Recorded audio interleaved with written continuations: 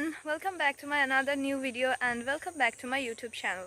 So I'm Rubia, and in today's video I'm going to discuss about three very much important questions or topic which we face often while speaking in English, and that type of question always come in our mind. So the first question is grammar important for spoken English? Number two, if grammar is important, then how much grammar you have to learn? And number three, what type of grammar you have to learn in order to speak in English? So without further delay, let's get started. So first question, is grammar important for spoken English? So my answer for this question will be yes, grammar is important for spoken English. You know what? Speaking is more important than grammar, but grammar is also important because while speaking in English, if you don't know correct grammar structure or if you don't know how to form sentences, then you won't be able to speak in English fluently and naturally.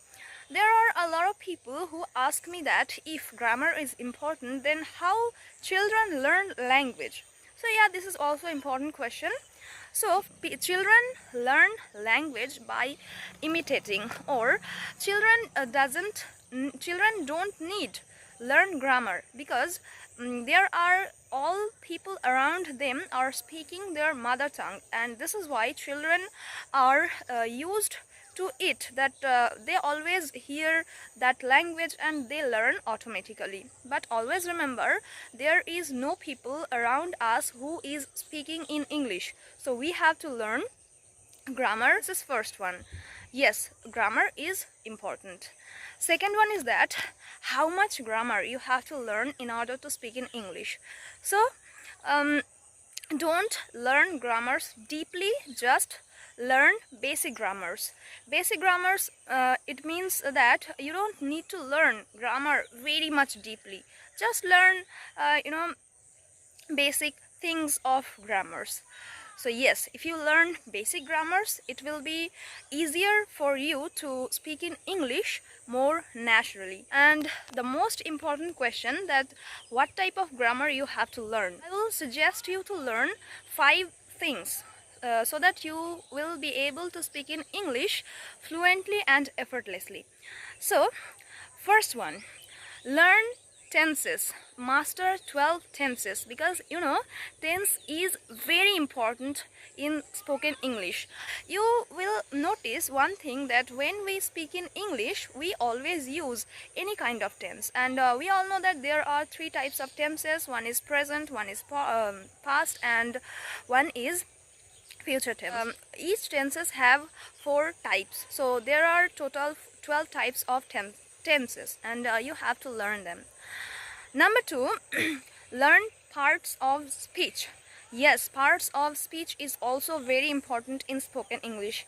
You know, you don't need to learn deeply. You don't need to learn parts of speech deeply. If you learn their types and if you learn the examples, then it will be better for you and you will be able to speak in English effortlessly. And you know what, there are 8 or 9 types of parts of speech. If you learn the types and if you learn the examples, then it is enough for you. Then number 3 is article and preposition. You know, article, preposition are small, but they plays a significant role in spoken English. You have to learn article and preposition. These are also important. Okay, so this is number 3. Number 4 is modal verbs. Yes, modal verbs are also important in spoken English. When we speak in English, we always use modal verbs. If you don't know what modal verb is, then let me tell you. Modal verbs are also called auxiliary verbs and helping verbs. So I can give you a few examples like can, could, may, might, would, should, must, so etc. etc.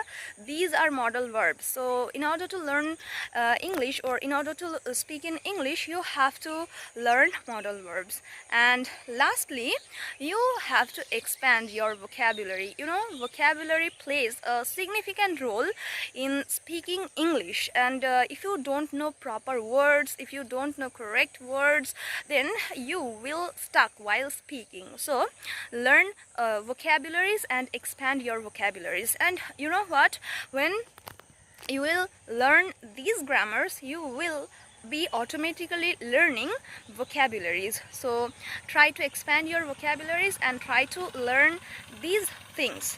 So yeah, these are the three questions which I have discussed with you. Hope this will help you.